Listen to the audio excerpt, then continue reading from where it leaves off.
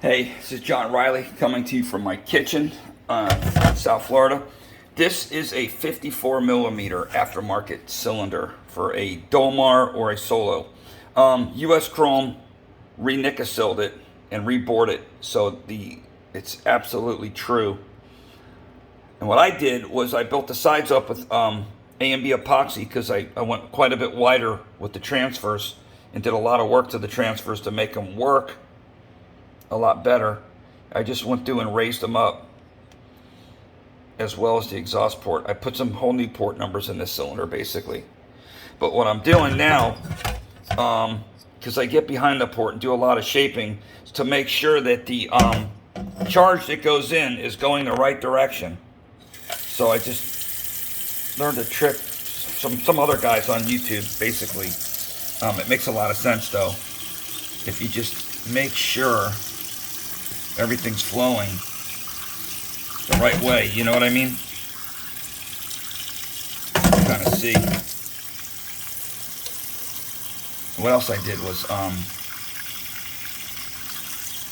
it's kind of hard to get an exact, but what I did was I took a piston, a Chinese piston, and I used it to cover up a little bit of the port, and then just unshroud it as I go. That way you can see progressively. I don't know if you guys can see that or not. I can see it, but I don't know if there's enough light. It's going perfect, absolutely perfect. You know, as I open the port up, you can see it.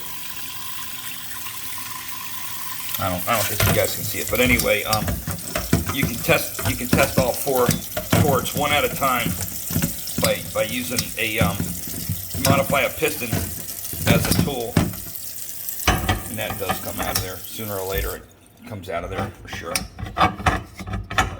turn it over like that. Right. Let me show you the piston that goes in this thing. But anyway, I got some new port numbers that make quite a bit better power and quite a bit more RPMs too.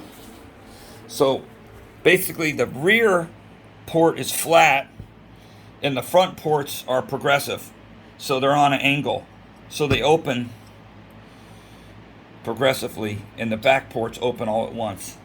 But just to show you the difference of a 54 millimeter on a 665 is what the saw is. This is basically the cylinder here.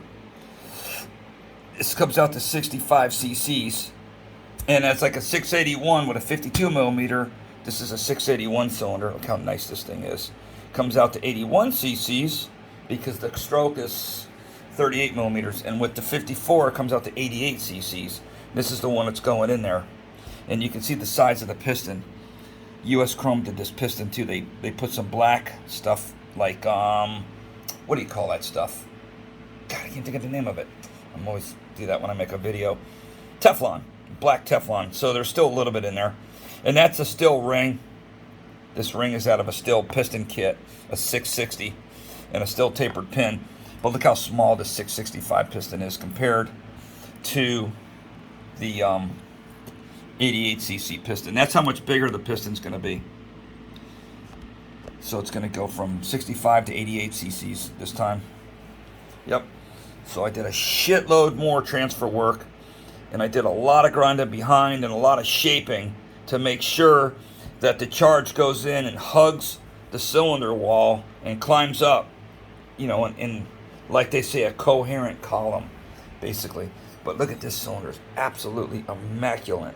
I'm pretty sure this is a 681 cylinder, or it could be a Dolmar, the early on ones, the 7900. Not the 7910, but the 7900 had the compression release on the side, just like the 681. I don't know. But look at how much work I did to the 681 piston. I took a ton of weight off of it. Just a lot of porting. I do just every little thing, so I think it all makes a difference. I got this whole muffler open and take it completely apart inside. I'll clean all this shit up. It'll look brand new when I get done with it. Yep, and that's that. I just got this cylinder out here for comparison. I did a 4 cube a while ago. and I did some wild transfer finger ports, and it really makes a shitload of power. That's this one right here, this 4-cube. This thing runs its ass off. And these are the other two. These ones win quite a bit. 81cc 5 cubes. And this is my original 681. And that's actually got a 7910 cylinder on it because I had a mishap with the cylinder. But this baby runs excellent. They all got RWJ4 carburetors. This still has the stock limiting coil, which I love because it just sounds great. The way it bounces off the chip all the time. All the other ones got Husqvarna 272 coils, and the flywheels are clocked, all that stuff. RWJ4 carburetors, all of them, even this little 65cc one. This thing hits the stratosphere, man. It turns almost 18,000 RPMs. Love it. I love it. So I'll probably put this together. Maybe I'll do it today or whatever. Yep, that's that. Thanks for watching.